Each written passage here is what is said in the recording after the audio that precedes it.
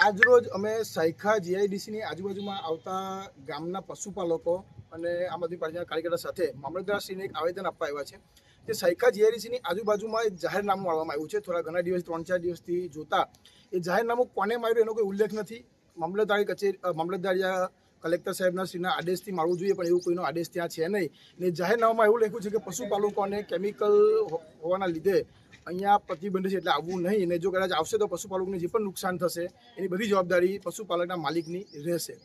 તો મારે મામલતદારશ્રીને અમે આવેદન આપીને એક જ વસ્તુ કહેવું છે કે આ જે બોર્ડ માર્યું એનો મતલબ સીધો સીધો એવું થાય છે કે ત્યાંની કંપની કેમિકલ છોડે છે અને પશુપાલકો માટે પ્રવેશ નિષેધ આપ્યું છે. તો ત્યાં 70% જમીન હજુ ખેતી માલિકોની છે. એ લોકો જે ખેતી કરે છે એ લોકો પણ ત્યાં જાય છે. શું આવનારા સમયમાં એ માણસોને પણ અંદર જવાનું બંધ કરી દેશે? તો અમને મામલતદારશ્રીને આજે આવેદન આપીને એ જ વસ્તુ કીધી છે કે આ બોર્ડ કોને લગાવ્યું છે, કોના આદેશથી લાગ્યું છે એની તપાસ થાય અને જેના આદેશથી લાગ્યું હોય એમને ખાસ કરી અને ગેરકાયદેસર બોર્ડ હોય તો બોર્ડને હટાવવામાં આવે. અને જે પણ કંપની કેમિકલ છોડે છે, પ્રદૂષણ ઓલરેડી કરે છે, આગળ પણ ઘણી બધી મીડિયા સમક્ષ અમે આવેદન આપ્યું છે, અમે જીપીસીબીને જાણ પણ કરી છે, તે છતાં પણ એ પર યોગ્ય કાર્યવાહી થઈ નથી.